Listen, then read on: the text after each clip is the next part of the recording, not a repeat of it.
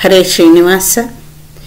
ಜಯತಿ ಹರೇರಚಿಂತ್ಯ ಸರ್ವದೇವೈಕವಂದ್ಯ ಪರಮಗುರುರಭೀಷ್ಟ ವಾಪ್ತಿದ ಸಜ್ಜನಾನಾಂ ನಿಖಿಲ ಗುಣಗಣಾರ್ನೋ ನಿತ್ಯ ನಿರ್ಮುಕ್ತ ದೋಷಃ ಸರಸಿಜನಯನೋऽಸೌ ಶ್ರೀಪತಿರ್ಮಾನದೋ ನಃ ಜಯತ್ಯಜೋ ಅಖಂಡ ಗುಣೋರುಮಂಡಲಃ ಸದೋದಿತೋ ಜ್ಞಾನಮರೀಚಿಮಾಲಿ ಸ್ವಭಕ್ತಹಾರ್ದೋಚ್ಚತಮೋ ನಿಹಂತ ವ್ಯಾಸಾವತಾರೋ ಹರಿರಾತ್ಮ ಭಾಸ್ಕರಃ ಜಯತ್ಯಜೋ ಅಕ್ಷೀಣ ಸುಖಾತ್ಮಬಿಂಬ ಸ್ವೈಶ್ವರ್ಯ ಕಾಂತಿ ಪ್ರತತ ಸದೋದಿತಃ ಸ್ವಭಕ್ತ ಸಂತಾಪ ದುರಿಷ್ಟ ಹಂತ ರಾಮಾವತಾರೋ ಹರಿರೀಶ ಚಂದ್ರಮಃ ಜೈತ್ಯ ಸಂಖ್ಯೋರ್ಪರಾಂಬಪೂರೋ ಗುಣೋಚ್ಚ ರತ್ನಾಕರ ಆತ್ಮವೈಭವ ಸದಾ ಸದಾತ್ಮಜ್ಞ ನದೀಭಿರಾಪ್ಯಃ ಕೃಷ್ಣಾವತಾರೋ ಹರಿರೇಕಸಾಗರಃ ಯದಿತಂ ತವ ಭಕ್ತಾನಾಂ ಅಸ್ಮಾಕಂ ನೃಹರೆ ಹರೇ ತದಾಶು ಕಾರ್ಯಂ ಕಾರ್ಯಜ್ಞ ಪ್ರಳಯರ್ಕಾಯಿತ ಪ್ರಭಾ ಹರಿಕಥಾಮೃತ ಸಾರ ಗುರುಗಳ ಕರುಣದಿಂದ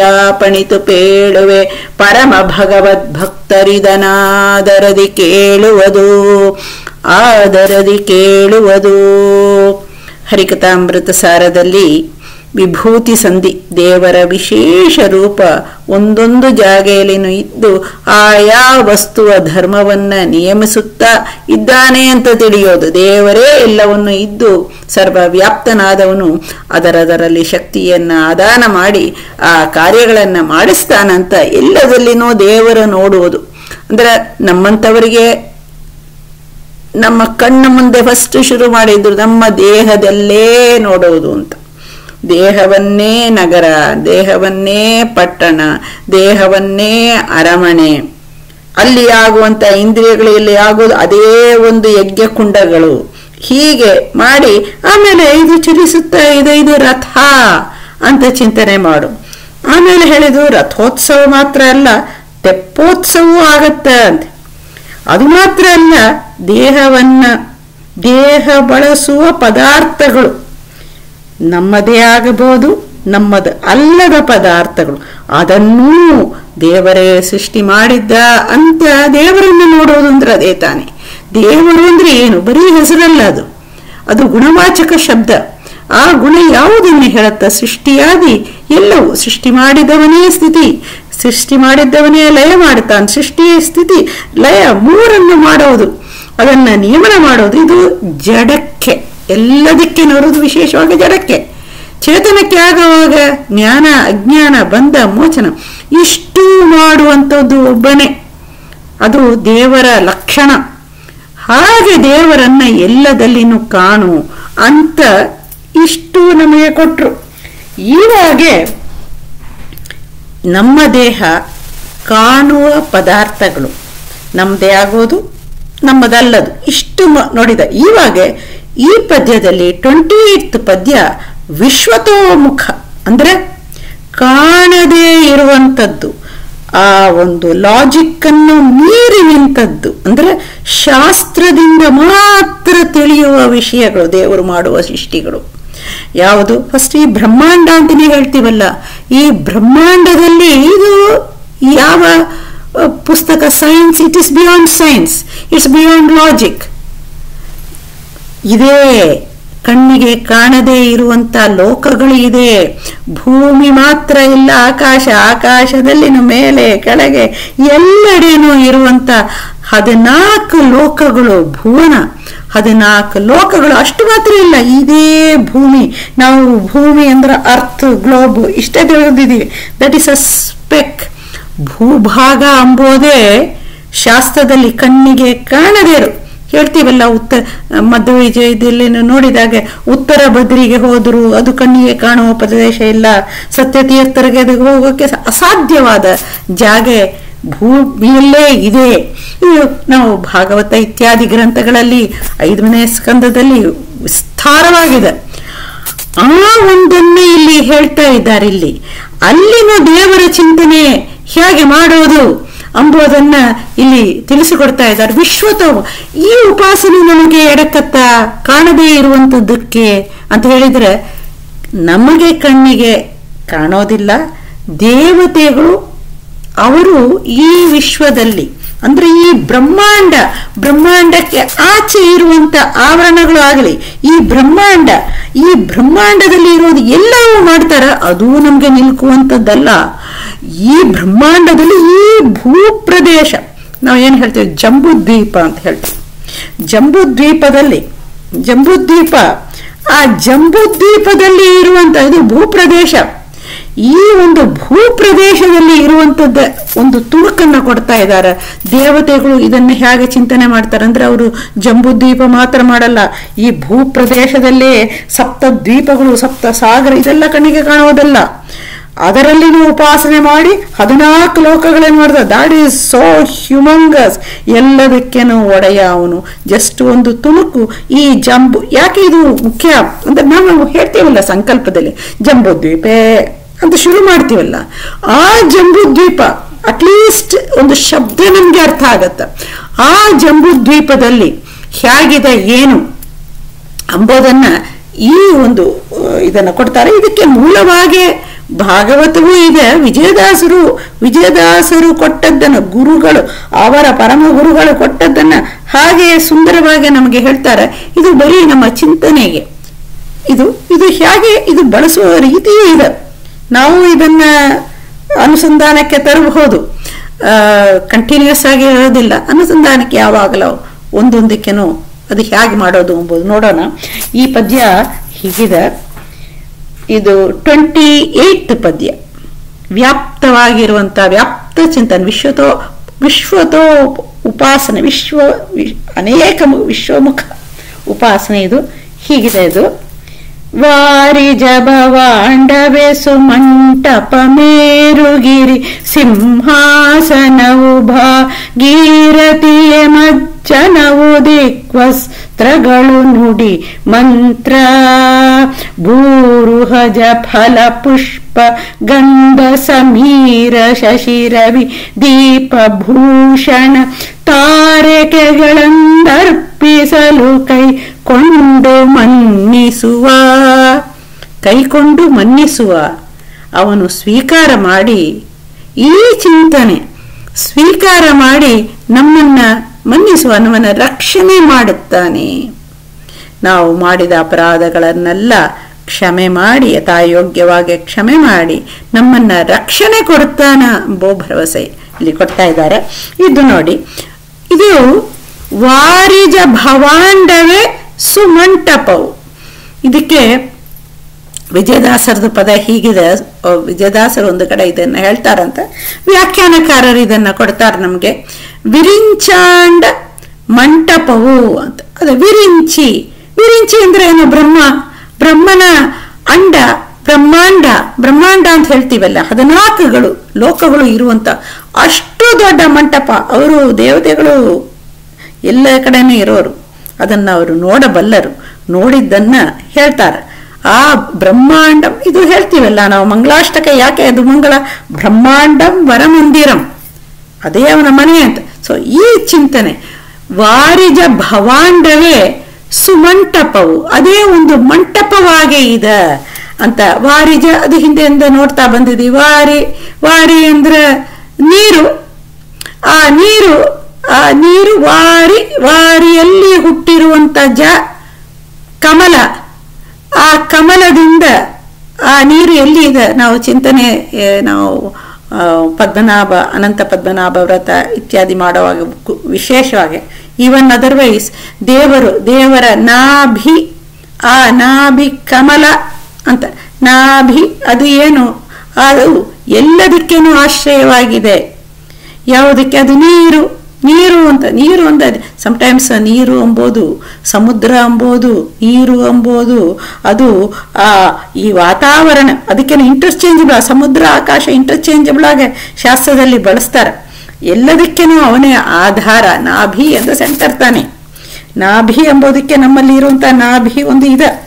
ಇಲ್ಲಿ ಅದು ನಾಭಿ, ಚಕ್ರಕ್ಕೆ ನಾಭಿ ಅಂದ್ರೆ ಸೆಂಟರ್. ನೇಮಿ ಎಂಬುದು ಸರ್ಕಂಫರೆನ್ಸ್. ಸೆಂಟರ್ಲಿ ಇರೋದು ದೇವರ. ಎಲ್ಲದಕ್ಕೇನು, ಎಲ್ಲ ಸಾರಕ್ಕೇನು, ಎಲ್ಲದಕ್ಕೇನು ಆಧಾರ. ಅದು ತಿಳಿಸುವಂಥದ್ದು ಪದ್ಮನಾಭನ ಹೊಟ್ಟೆಯಿಂದ ಬಂತು ಅಂದ್ರೆ ಅದು ಎಲ್ಲದಕ್ಕೇನು ಅವನೇ ಸೆಂಟರ್. ದೇವರೇ ಸೆಂಟರ್.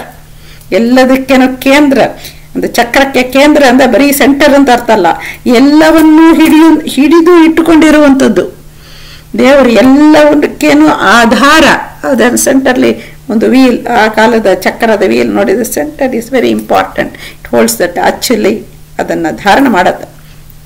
ಹಾಗೇನೆ ದೇವರ ಆ ರೂಪದಿಂದ ಅಲ್ಲಿಂದ ನೀರಿಂದಲೇ ಸೃಷ್ಟಿ. ಆ ನೀರಿನಿಂದ ಆ ಒಂದು ಕಮಲ ಹುಟ್ಟಿತ್ತು. ಕಮಲ ಲಕ್ಷ್ಮಿ ಅಂದ್ರೆ, ಲಕ್ಷ್ಮಿ ಕಮಲ ಅಂದ್ರೆ ಈ ಪ್ರಕೃತಿ ಜಡ ಪ್ರಕೃತಿಗೆ ಅಭಿಮಾನಿಯಾಗಿ ಒಂದು ರೂಪವನ್ನ ಅವಳು ತಕೊಂಡು ದೇವರು ಅವಳಲ್ಲಿ ನಿಂತು ಅದನ್ನ ಮಾಡಿದ. ಅವಳಿಂದ ಬಂದದ್ದು ಪ್ರಕೃತಿಯಿಂದ, ಪ್ರಕೃತಿ ಪುರುಷ, ಇದು ಗೀತೆಯಲ್ಲಿ ನೋಡ್ತೀವಿ.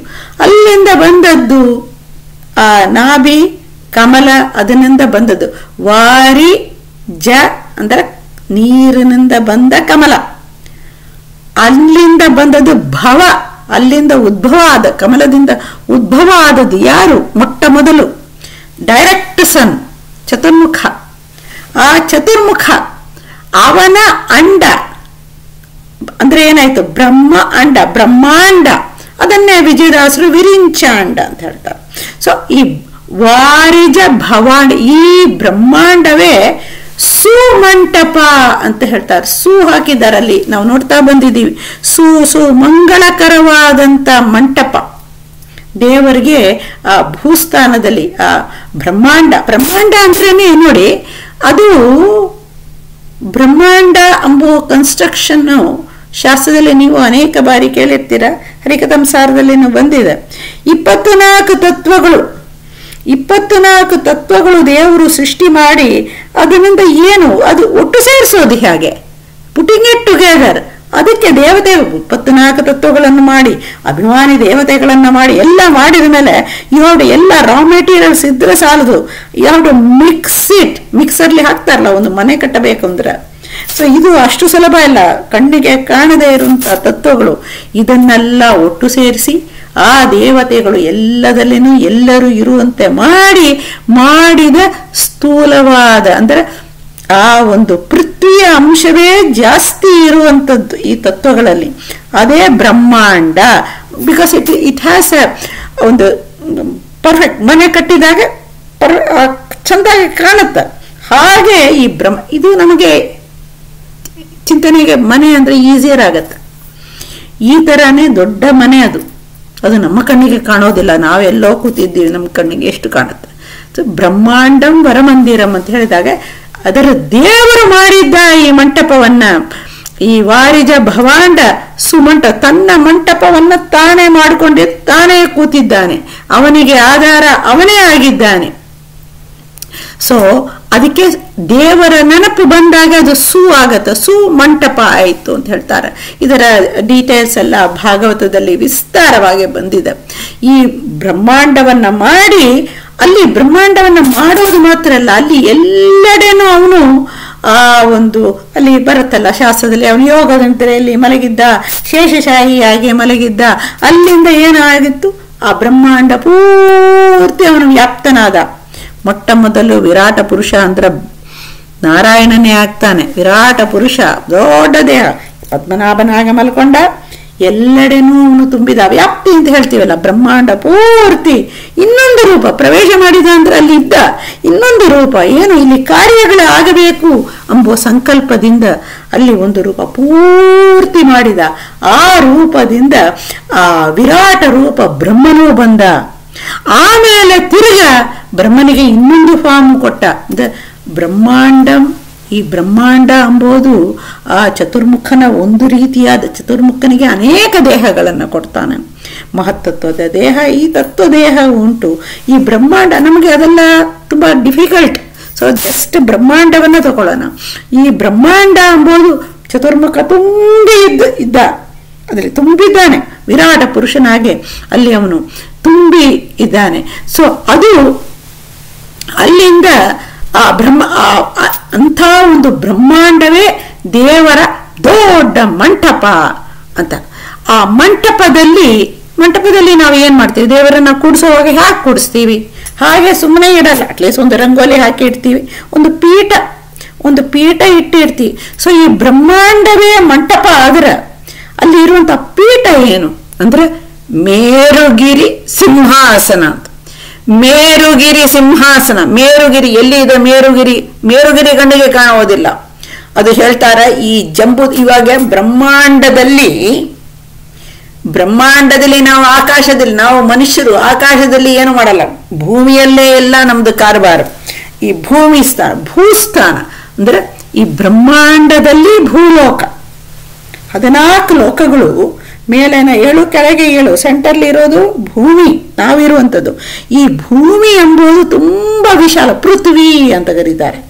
ನಮಗೆ ಗೊತ್ತಿರುವಂತ ಈ ಗ್ಲೋಬ್ ಅರ್ತ್ ಎಂಬುದು ಇಸ್ ಅ ಡಾಟ್, ಕಣ್ಣಿಗೆ ಕಾಣೋದು ಇಟ್ಸ್ ಜಸ್ಟ್ ಅ ಡಾಟ್.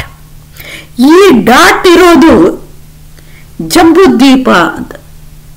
7 ದ್ವೀಪಗಳಿದೆ, ಅದರಲ್ಲಿ ಸೆಂಟರ್ಲಿ ಇರೋದು ಜಂಬೂದ್ವೀಪ. ನಾವು ಸಂಕಲ್ಪದಲ್ಲಿ ಹೇಳಿದೆ ಈ ಜಂಬೂದ್ವೀಪ, ಅದನ್ನ ಮಾತ್ರ ತಗೊಂಡಿದ್ದಾರೆ. ಬಿಕಾಸ್ ಅದನ್ನೇ ನಾವು ಬಳಸ್ತೀವಿ, ಉಳಿದದ್ದೆಲ್ಲ ನಮ್ಗೆ ಗೊತ್ತಿಲ್ಲ. ಕೇಳಿದ್ದೀವಿ ಶಾಸ್ತ್ರದಿಂದ, ಜಂಬೂದ್ವೀಪವು ಕೇಳಿದ್ದೀವಿ, ಬಳಸ್ತೀವಿ ಅದು ಆಚರಣೆಯಲ್ಲಿ. ಸೊ ಈ ಜಂಬೂದ್ವೀಪದಲ್ಲಿ, ಆ ಜಂಬೂದ್ವೀಪ ಎಂಬುದು ಅದರಲ್ಲಿ ವರ್ಷಗಳು ಅಂತ ಡಿವಿಷನ್ಸ್, 9 ವರ್ಷಗಳಿದೆ ಅಂತ. ಅದರಲ್ಲಿ ಸೆಂಟರ್ ಅದಕ್ಕೆ ಆಧಾರವಾಗಿ ಪರ್ವತಗಳು ಯಾವತ್ತು ಆಧಾರ ಯಾವುದು ಅಂದ್ರೆ ನಮ್ಮ ಕಣ್ಣಿಗೆ ಕಾಣದೆ ಇರುವಂತ ಮೇರು ಪರ್ವತ ಅಂತ ಇದೆ. ಈ ಮೇರು ಪರ್ವತ ಎಂಬುದೇ ಸಿಂಹಾಸನ ಅಂತ ಹೇಳ್ತಾರೆ. ಈ ಅದು ಕಣ್ಣಿಗೆ ಕಾಣದೇ ಇರುವಂತ ಸೆಂಟರ್ ಪೀಸ್. ಗೀತೆಯಲ್ಲಿ ನೋಡಿ ಮೇರು ಅಂದ್ರೆ ಏನೋ ಮೌಂಟನ್ ತರ ಇದೆ ಅಂತ. ಅಲ್ಲಿನೂ ದೇವರ ಒಂದು ರೂಪ, ಅದಕ್ಕೆ ಮೇರು ಅಂದ್ರೆ ಅದಕ್ಕೆ ಆಚಾರ್ಯ ಅರ್ಥ. ಮೇರು ಅಂದ್ರೆ ಈರ ಅಂದ್ರೆ ಯಾರಿಗೆ, ಅಂದ್ರೆ ನೆಗೆಟಿವ್, ಇಲ್ಲ ಅಂತ. ಈರ ಅಂತ ಪ್ರೇರಿಸಿ, ಯಾರು ಪ್ರೇರಕರ ಇಲ್ಲವೋ ಅವನು ಮೇರು. ಭಗವಂತನೇ ಪ್ರೇರಣೆ ಇಲ್ಲ, ವಾಯುದೇವರಿಗೆ ಪ್ರೇರಣೆ ಇದೆ, ಲಕ್ಷ್ಮಿಗೆ ಪ್ರೇರಣೆ, ದೇವರಿಗೆ ಯಾರು ಪ್ರೇರಣೆ ಕೊಡೋದು? ಅವನೇ. ಸೊ ಯಾರಿಗೆ ಪ್ರೇರಕರಿಲ್ಲವೋ ಅವನೇ ಮೇರು. ಸೊ ದೇವರನ್ನಲ್ಲಿ ಚಿಂತನೆ ಮಾಡಿದ್ರೆ ಸುಮಂಟಪ, ಅದು ಸಿಂಹಾಸನ, ಅದಕ್ಕೇನೋ ಒಂದು ಸೇರಿಸ್ಕೋಬಹುದು, ಸಿಂಹಾಸನ ಆಗತ್ತ. ಮೇರುಗಿರಿ ಅಂದ್ರೆ ಸೆಂಟರ್ಲಿ ಮೇರು ಅಂತ ಇದೆ. ಇದರ ಡೀಟೇಲ್ಸು, ಅದಕ್ಕೆ ಮೆಷರ್ಮೆಂಟು ಇದೆಲ್ಲ ಪಂಚಮಸ್ಕಂದ ಭಾಗವತದಲ್ಲಿ ಬರುತ್ತೆ. ಇದು ಹೇಗಿದೆ ಅಂದ್ರೆ it's like A mountain, triangle mountain ತರ ನಾವು ಚಿಂತನೆ ಮಾಡಿದ್ರೆ, ಟ್ರಯಾಂಗಲ್ ಮೇಲೆ ಪ್ಲಾಟ್ ಶಿಖರ ಇರುತ್ತೆ, ಶಿಖರ ಇರುವಂತದ್ದು ಗಿರಿ. ಅದಕ್ಕೆ ಆಧಾರ ಏನು ಅಂದ್ರೆ ಕೆಳಗೇನೋ ಇದೆ ಅಂತ. ಮೇಲೆ ಪರ್ವತ, ಕೆಳಗೇನೋ ಅಪ್ಸೈಡ್ ಡೌನ್ ಅದಿರತ್ತ, ಅಷ್ಟು ಕೆಳಗೇನೋ ಅಷ್ಟು ಕೆಳಗೆ ಹೋಗತ್ತಂಥದ್ದು. ಸೊ ಈ ಮೇರುಗಿರಿ ಇದೆಲ್ಲ ಇದು ಮೇರುಗಿರಿ, ಮೇರು ಪರ್ವತ ಶಿಖರ ಇದಾರಲ್ಲ, ಅದೇ ಸಿಂಹಾಸನ ಅಂತ ಹೇಳ್ತಾರ. ಅಲ್ಲಿ ಇದು ಈ ಉಲ್ಲೇಖ ಉಪನಿಷತ್ತುಗಳಲ್ಲಿ ಬರುವಂಥದ್ದು, ಪುರಾಣ ಮಾತ್ರ ಅಲ್ಲ. ಅಲ್ಲಿ ಆ ಶಿಖರದಲ್ಲಿ ಬ್ರಹ್ಮನ ಸಭೆ ಇದಂತ. ಬ್ರಹ್ಮ ಒಂದೊಂದು ಕಡೆನೂ ಅವನು ಹೇಗೆ ನಾವು ಒಂದು ಮಲ್ಟಿನ್ಯಾಷನಲ್ ಕಂಪನಿ ಇದ್ರೆ ಒಂದೊಂದು ಹೆಡ್ ಕ್ವಾರ್ಟರ್ಸ್ ಒಂದೊಂದು ಊರ್ಲಿನೂ ಇರುತ್ತೆ, ಅದು ಒಂದೊಂದು ಕಾಂಟಿನೆಂಟ್ಲಿನೂ ಇರುತ್ತಲ್ಲ. ಆ ಥರ ಚತುರ್ಮುಖನ ಆ ಒಂದು ಸ್ಥಾನಗಳು, ವಿಶೇಷವಾದ ಅವರ ಸಭೆಗಳು ಭೂಲೋಕದಲ್ಲಿ ಎತ್ತರವಾಗಿರೋದು ಈ ಒಂದು ಮೇರುವಲ್ಲಿ ಇದೆ ಅಂತ ಹೇಳ್ತಾರೆ. ಈ ಮೇರು ಆಲ್ಮೋಸ್ಟ್ ಸ್ವರ್ಗವನ್ನ ಭೂಮಿಯಲ್ಲೇ ಆಂಕರ್ಡ್ ಇದನ್ನು ಸ್ವರ್ಗವನ್ನು ಮುಟ್ಟೋ ತರ ಇರುತ್ತೆ. ಅಷ್ಟದ ಬೇಸಿಕಲಿ ದ ಹೈಯೆಸ್ಟ್. ಇದು ಹೇಗೆ ನಾವು ಚಿಂತನೆ ಎಲ್ಲ ಮಾಡಕ್ಕಾಗತ್ತೆ ಅಂತ ಹೇಳಿ ಒಂದು ಬೇಕಾಗಿಲ್ಲ. ನಮ್ಮ ಊರ್ಲಿ ನೋಡಿದ್ರೆ ಒಂದು ಪರ್ವತ ಇದೆ ಅಂತ ಅಂದ್ಕೊಳ್ಳಿ, ಅದೇ ದ ಸೆಂಟರ್ ಪೀಸ್ ಪರ್ವತನೋ ಆರ್ಟಿಫಿಷಿಯಲ್ ಯಾವುದೇ ಸ್ಟ್ರಕ್ಚರ್ ತರ ಹೈಯೆಸ್ಟ್ ಪಾಯಿಂಟ್ ಇದೆಲ್ಲ, ಅದೇ ಹೈಯೆಸ್ಟ್. ಅಲ್ಲಿ ಮೇಲಕ್ಕೆ ನಮ್ಗೆ ಕಣ್ಣಿಗೆ ಕಾಣೋದಲ್ಲಿ ಮೇಲಕ್ಕೆ ಆ ಪರ್ವತ ಇದ್ರೆ ಅದನ್ನೇ ಮೇರು. ಹೀಗೆ the tallest in that place, tallest in the ಜಂಬೂದ್ವೀಪದಲ್ಲಿ ಟಾಲೆಸ್ಟ್ ಹೀಗೆ ಇರುತ್ತಂತ. ಅದಕ್ಕೆ ನೋಡಬಹುದು ನಾವು ನಮ್ಮ ಪೀಠದಲ್ಲಿ ನಾವು ದೇವರ ಪೀಠ ಇಟ್ಟಾಗ ಹೈಯೆಸ್ಟ್ ಅದ್ರಲ್ಲಿ ಇಟ್ಟು ದೇವರನ್ನ ಮೇಲಕ್ಕೆ ಇಡ್ತೀವಿ. ಸೊ ಇದು ಮೇರುಗಿರಿ ಸಿಂಹಾಸನ, ಅಲ್ಲಿ ಅವನ ಬ್ರಹ್ಮನ ಸಭೆ ಇದೆ ಅಂತ.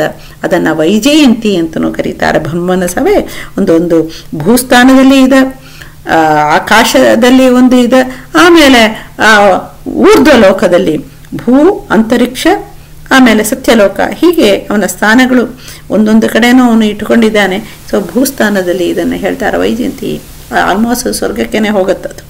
ಅದನ್ನ ಶತಕೋಟಿ ಅಂತನೂ ಸಭೆಗೆ ಕರೀತಾರೆ. ಈ ಉಲ್ಲೇಖ ಎಲ್ಲ ನಮಗೆ ಭಾಗವತದಲ್ಲಿ ಸಿಕ್ಕತ್ತೆ. ಅದೇ ಒಂದು ಅಲ್ಲಿ ಮಾಡೋದು ಏನು ಅವನು ಅಂದ್ರೆ ಅವನು ಮಾಡೋದು ತದ್ದಿ ತಪ ಅಂತ ಹೇಳ್ತಾರ. ಆಲೋಚನೆ, ಆಲೋಚನೆ ಅಂದ್ರೆ ಏನು? ಜ್ಞಾನ ಕಾರ್ಯ. ದೇವರ ತಪಸ್ಸಂದ್ರೆ ಕಣ್ಣು ಮುಚ್ಚಿ ಕೂತ್ಕೊಡೋದು ಅಂತೆಲ್ಲ ಜ್ಞಾನ ಕಾರ್ಯಗಳು, ಎಲ್ಲ ದೇವತೆಗಳಿಗೆ ಉಪದೇಶ ಕೊಡೋದು. ಇದು ಚಾಂದೋಗ್ಯ ಮುಂತಾದ ಉಪನಿಷತ್ತುಗಳಲ್ಲೂ ಬರುತ್ತೆ ಎಲ್ಲ. ಅದಕ್ಕೆ ಹೇಳ್ತಾರ ಸೂರ್ಯ ಚಂದ್ರ ಗ್ರಹ ಗೋಳಕಗಳು ಎಲ್ಲವೂ ಮೇರುವನ್ನ ಅಂದ್ರೆ ನಮಗೆ ಕಣ್ಣಿಗೆ ಕಾಣೋದಿಲ್ಲ, ಅದು ಸುತ್ತ. Everything is moving in the universe. ಅದು is always a relative movement ಅಲ್ವಾ. ಸೂರ್ಯ ಚಂದ್ರ ನವಗ್ರಹಗಳು ಎಲ್ಲವೂ ದೇವರ ಮೇರುಗಿರಿಯನ್ನ ಸುತ್ತಂತ ಸುತ್ತಿ ಅದು ಆ ಪ್ರಕಾಶವನ್ನು ಪಡೆಯುತ್ತಂತ. ನಾವು ಸುತ್ತುತ್ತೀವಿ, ಅಲ್ಲಿ ನಮ್ಮ ದೇವರನ್ನ ಇಟ್ಟು ಅದಕ್ಕೆ ಒಂದು ಪ್ರದಕ್ಷಿಣೆ ನಾವು ಬರ್ತೀವಿ. ನಮಗೆ ಮೇರುಗಿರಿ ಸುತ್ತಲಿಕ್ಕೆ ಆಗಲ್ಲ, ಆದ್ರೆ ಅನುಸಂಧಾನ ಅಂತ ಅದಕ್ಕೆ ಹೇಳೋದು. ಮೇರುಗಿರಿಗೆ ಆಗಲ್ಲಪ್ಪ ಸ್ವಾಮಿ, ನಾನೇನು ಪೀಠದಲ್ಲಿ ನಮ್ಮ ದೇವಸ್ಥಾನದಲ್ಲಿ ಅದು ಎತ್ತರವಾಗಿರುವಂತ ಅಲ್ಲಿ ಪೀಠದಲ್ಲಿ ಇದ್ದಾನೆ ದೇವರು, ಅವನನ್ನ ಸುತ್ತೋದು ಇದೇ ಮೇರುವನ್ನ ಸುತ್ತದಂತೆ ಆಗತ್ತಂತ. ವೆನ್ ಯು ಕನೆಕ್ಟ್ ಇಟ್ ಅಷ್ಟು ಫಲ ಬರುತ್ತೆ ಅಂತ ಹೇಳ್ತಾರೆ. ಸೊ ಮೇರುಗಿರಿ ಸಿಂಹಾಸನ. ಆಮೇಲೆ ನೋಡಿ, ಇದು ಈ ಉಪಾಸನೆಯಲ್ಲಿ ಸ್ವಾಭಾವಿಕವಾಗಿ ದೇವರು ಮಾಡಿದ ಸೃಷ್ಟಿಯಿಂದಲೇ ತನಗೆ ತಾನು ಪೂಜೆ ಮಾಡಿಕೊಡ್ತಾನಂತ. ಇದು ಮೇರುಗಿರಿ ಯಾರು ಸೃಷ್ಟಿ ಮಾಡಿದ್ದು? ಅದು ದೇವರು. ಇದು ಮಾತ್ರ ಇಲ್ಲ, ಇಲ್ಲಿ ಏನೋ ನಾವು ಸೃಷ್ಟಿ ಮಾಡಿದ್ದು ಮನುಷ್ಯ ಮಾಡಿದ್ದಂತೆ ಕಾಣುತ್ತೆ. ಮೇರುಗಿರಿ ಯಾರು ಸೃಷ್ಟಿ ಮಾಡಿದ್ದು? ಬ್ರಹ್ಮ ಮಾಡಿದ. ಅಂತ ಬ್ರಹ್ಮನಲ್ಲಿ ನಿಂತು ಇವನೇ ಮಾಡಿದ್ದಾನೆ ಅಲ್ಲಿ. ಅದನ್ನ ಈ ಬ್ರಹ್ಮಾಂಡವನ್ನು ಕೊಟ್ಟವನು ದೇವರು. ಸೊ ಅದನ್ನ ಅವರು ಚಿಂತನೆ ಮಾಡ್ತಾರಂತೆ. ದೇವರು ಕೊಟ್ಟ ಆ ಇರುವಂತಹ ಸ್ವಾಭಾವಿಕ ವಸ್ತುಗಳಿಂದಲೇ ದೇವತೆಗಳು ಆ ಚಿಂತನೆಯನ್ನ ಮಾಡ್ತಾರಂತ. ಮೇರುಗಿರಿ ಸಿಂಹಾಸನ ಆದ್ರೆ ಸಿಂಹಾಸನದ ಕುಳಿತ ದೇವರಿಗೆ ಏನು ಅರ್ಘ್ಯ ಪಾದ್ಯ ಆಚಮನ ಮಧುಪರ್ಕ ಸ್ನಾನ ಬೇಕಲ್ಲ. ಏನು ಸ್ನಾನ ಅಂದ್ರೆ ಭಾಗೀರಥಿಯ ಮಜ್ಜಲವು ಅಂತ ಹೇಳ್ತಾರೆ. ಈ ಭಾಗೀರಥಿಯಲ್ಲಿ ಇರುತ್ತೆ ಬ್ರಹ್ಮಾಂಡದಲ್ಲಿ ಮಂಟಪ, ಬ್ರಹ್ಮಾಂಡ ಮಂಟಪ. ಆ ಮಂಟಪದಲ್ಲಿ ಮೇರು. ಜಸ್ಟ್ ಇಮ್ಯಾಜಿನ್, ಬ್ರಹ್ಮಾಂಡ ಒಂದು ಮಂಟಪ, ಒಂದು ಗ್ಲೋಬ್ ತರ ಹಾಕೊಳ್ಳೋಣ. ಅದರಲ್ಲಿ ಇರುವಂತ ಸೆಂಟರ್ಲಿ ಇರುವಂತ ಆ ಮೇರುಗಿರಿ ಆಯ್ತು. ನೀರು ಭಾಗೀರಥಿಯಲ್ಲಿ ಇದ್ದಾಳೆ ಅಂದ್ರೆ ಬ್ರಹ್ಮಾಂಡ ಎಂಬುದು ನೋಡಿದೀವಲ್ಲ, 24 ತತ್ವದಲ್ಲಿ ಕೊನೆಯಲ್ಲಿ ಬಂದ ಭೂಮಿ ಪೃಥ್ವಿ ತತ್ವ. ಆ ಪೃಥ್ವಿ ತತ್ವದಿಂದ ಎಲ್ಲ ಸೇರ್ತು ಆ ಪೃಥ್ವಿ ತತ್ವವೇ ಜಾಸ್ತಿ ಇರುವಂತ ಬ್ರಹ್ಮಾಂಡ ಮಾಡಿದ. ಅಂದ್ರೆ ಅದಕ್ಕೆ ಮೇಲೆ ಇರುವಂತ ತತ್ವ ಏನು? ಜಲತತ್ವ, ನೀರಿನ. ಅಂದ್ರೆ ಇದೆಲ್ಲ pure, unadulterated, unmixed, purest of pure water. ಅಲ್ಲಿ ಜಲೀಯ ಆವರಣ ಇದೆ. ಅದನ್ನು ನೋಡ್ತೀವಿ. ತ್ರಿವಿಕ್ರಮನ ಪಾದ, ಆ ಉಗುರು, ಚಿಕ್ಕ ಉಗುರು, ತಾಯಿ ವಜ್ರದಂತೆ ಇಡೀ ಬ್ರಹ್ಮಾಂಡದಲ್ಲಿ ಬಿರುಕು ಬಂತು. ವಾಯುದೇವರು ತಕ್ಷಣ ಎಲ್ಲ ಒಳಗೆಲ್ಲ ವ್ಯಾಪ್ತರಾದವರು, ಇದು ಒಳಗೆಲ್ಲ ನೀರು ಬಂದ್ರೆ ಏನಾಗೋದು, ನಾವು ಏನು ಸಾಧನೆ ಮಾಡ್ಲಿಕ್ಕಾಗತ್ತ? ಸೊ ಎಷ್ಟು ಬರಬೇಕೋ ಅಷ್ಟೇ ಬರಬೇಕದು. ಸೊ ಅದಕ್ಕೆ ದೇವರಿಗೆ ವಾಯುದೇವರು ಅದನ್ನು 3.5 ಕೋಟಿ ರೂಪದಿಂದ ತಾಳಿ ಇಡೀ ರಕ್ಷಣೆ ಮಾಡ್ತಾರೆ.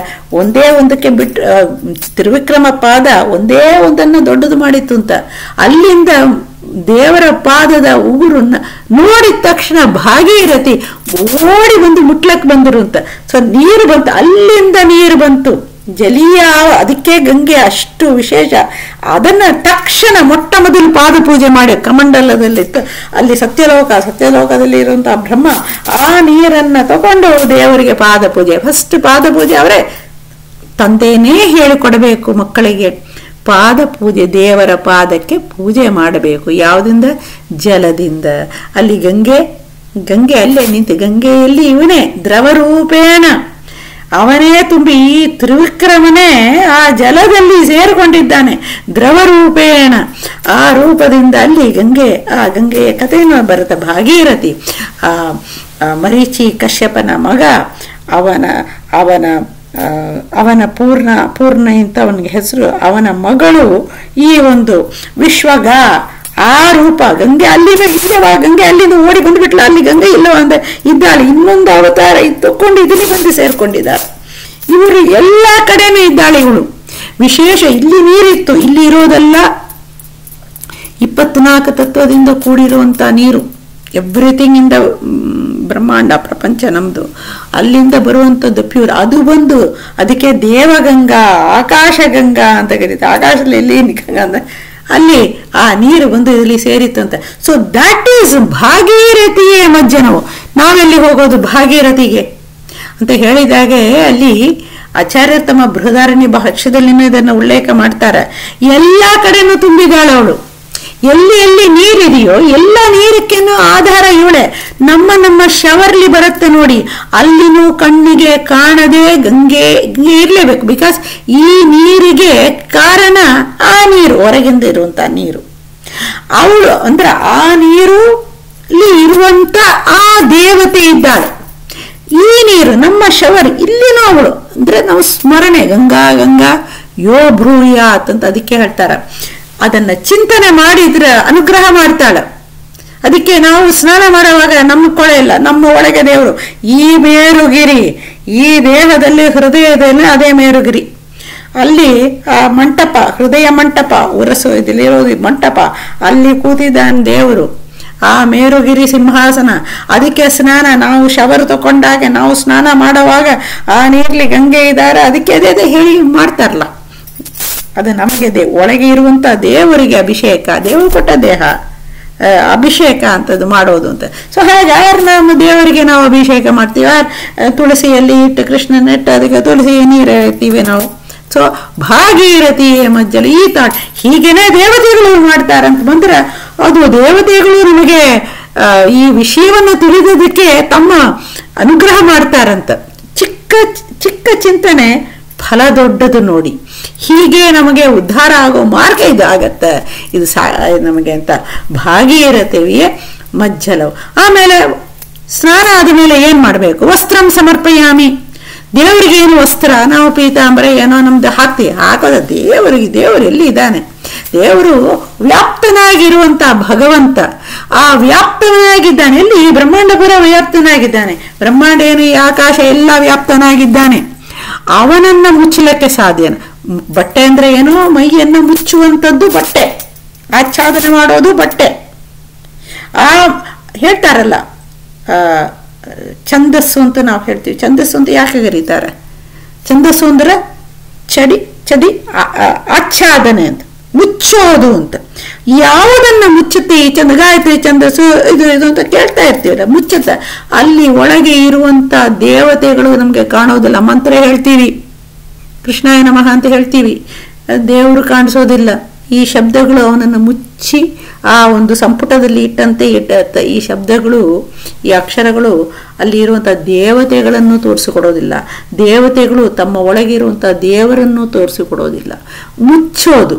ಅದಕ್ಕೆ ಛಂದಸ್ಸು ಅಂತ ಹೇಳ್ತಾರೆ. ಹಾಗೆ ಅದು ವಸ್ತ್ರ ಏನ್ ಮಾಡುತ್ತೆ ನಮ್ಮ ದೇಹದಲ್ಲಿ? ಅದನ್ನ ಮುಚ್ಚುತ್ತೆ. ದೇವರನ್ನು ಮುಚ್ಚೋದು ಅಂದ್ರೆ ದೇವರನ್ನ ಯಾರು ಮುಚ್ಚಲಕ್ಕೆ ಸಾಧ್ಯ ಇಲ್ಲ. ಅವನು ಅಭಿವ್ಯಕ್ತ ಆಗ್ತಾನೆ, ಅನಭಿವ್ಯಕ್ತ ಆಗ್ತಾನೆ. ಯಾವುದು ಅಂದ್ರೆ ಈ ಆಕಾಶದ ಅವಯವಗಳು ಏನು? ದಿಕ್ಕುಗಳು. ಅಂದ್ರೆ ದಿಕ್ಕುಗಳು ಎಲ್ಲಾ ಕಡೆನೂ ಅವನಿದ್ದಾನೆ. ಈ ದಿಕ್ಕು ಈಸ್ಟ್, ವೆಸ್ಟ್, ಸೌತ್, ನಾರ್ತ್ ಎಲ್ಲಿ ಎಂಡ್ ಆಗತ್ತ? ಅದು ಆಕಾಶದ ಅವಯವಗಳು. ಎಲ್ಲ ಇಲ್ಲದ ಜಾಗನೇ ಇಲ್ಲ. ಈಸ್ಟ್ ಈಸ್ಟ್ ಈಸ್ಟ್ ಈಸ್ಟ್ ಅಂತ ಹೋಗ್ತಾ ಇದೆ. ಅದು ಈಸ್ಟೇ, ಅದು ವೆಸ್ಟ್ ಆಗೋದೇ ಇಲ್ಲ. ಅಪೂರ್ತಿ ಅದಾಗತ್ತೆ. ಅಂದ್ರೆ ನಮ್ಮ ಭೂಮಿಯಲ್ಲಿ ಸರ್ಕಲ್ ಅದು ಬೇರೆ. ಓವರ್ ಆಲ್ ಸ್ಪೇಸ್ ತಕೊಂಡ್ರೆ, ಎಂಡ್ಲೆಸ್ ಸ್ಪೇಸ್ ತಕೊಂಡ್ರೆ ಎಲ್ಲಿಂದ ಮುಟ್ಟೋದು? ಸೊ ಅದೇ ಅವನ ದಿಕ್ಕುಗಳೇ ವಸ್ತ್ರಗಳು ಅಂತ ಹೇಳ್ತಾರೆ. ಆ ಆಕಾಶದ ಶಬ್ದಗಳೇ ಛಂದಸ್ಸು ಅಂತ ನಾವು ಹೇಳ್ತೀವಿ. ಅದು ಮುಚ್ಚತ್ತೆ, ಇದು ಮುಚ್ಚತ್ತೆ. ಸೊ ದಿಕ್ಕುಗಳೇ ದೇವರಿಗೆ ವಸ್ತ್ರ ಆಯಿತು. ವಸ್ತ್ರಗಳು. ವಸ್ತ್ರಂಸ ನಾವು ಇಡುವಂತ ಚಿಕ್ಕ ವಸ್ತ್ರ, ಪೀತಾಂಬರ ಏನೋ ಒಂದು ಇಡ್ತೀವಿ. ಇಡೋವಾಗ ಈ ದಿಕ್ಕುಗಳೇ. ಸೊ ಇದು ನಮ್ಗೆ ವಸ್ತ್ರಂ ಸಮರ್ಪಣೆ. ವಸ್ತ್ರ ಎಲ್ಲರೂ ದೇವರಿಗೆ ಅಂದ್ರೆ ಈ ಒಂದು ನಾವು ಕೊಡೋ ಒಂದು ಹಾಕ್ತಿವಲ್ಲ, ಏನಿಲ್ಲ ಅಂತ ನಾವು ಬಟ್ಟೆಯಿಂದ ಒಂದು ನೂಲನ್ನ ತೆಗೆದು ವಸ್ತ್ರಂ ಸಮರ್ಪಣೆ ಅಂತ ಹೇಳ್ತೇವೆ. ಎಲ್ಲದಕ್ಕೆ ಅವನು ಅಲ್ಲಿನೋ ಆ ರೂಪ, ಅಲ್ಲಿ ಇರೋನಿಗೇನೋ ಇಲ್ಲಿ ಇರೋನಿಗೇನೋ ವ್ಯತ್ಯಾಸವೇ ಇಲ್ಲ. ಸೊ ಇದು ನಾನು ಇವಾಗ ಏನು ಇಲ್ಲ ಸ್ವಾಮಿ, ಇದು ಕೊಡ್ತೀನಿ ನಿನಗೇನಪ್ಪ, ದಿಕ್ಕೆ ವಸ್ತ್ರವಾಗಿರುವಂಥವನು ನೀನು ಅಂತ ಆ ಚಿಂತನೆ ಅಂತಂದ್ರೆ ಅಷ್ಟು ಫಲ. ಅದು ದೇವತೆಗಳು ಮಾಡೋದು. ದೇವತೆ ಅಷ್ಟು ಒಂದು ದೊಡ್ಡ ಚಿಂತನೆಗೆ ಕನೆಕ್ಟ್ ಮಾಡಿದ್ದೀವಿ. ಸೊ ಆ ಫಲ ಬರತ್ತ ನಮ್ಗೆ. ವಸ್ತ್ರಗಳು. ಆಮೇಲೆ ಮಂತ್ರ ಬೇಕಲ್ಲ ರೀ. ಮಂತ್ರ ಇಲ್ಲದೆ ಪೂಜೆ ಏನಾಗತ್ತೆ, ಮಂತ್ರ ಮನನದಿಂದ ಬರುವಂಥದ್ದು. ಅಂದ್ರೆ ಬರೀ ತುಟಿಯಿಂದ ಹೇಳೋದಲ್ಲ, ಮಾತೇ ಮಂತ್ರ ಅಂತ.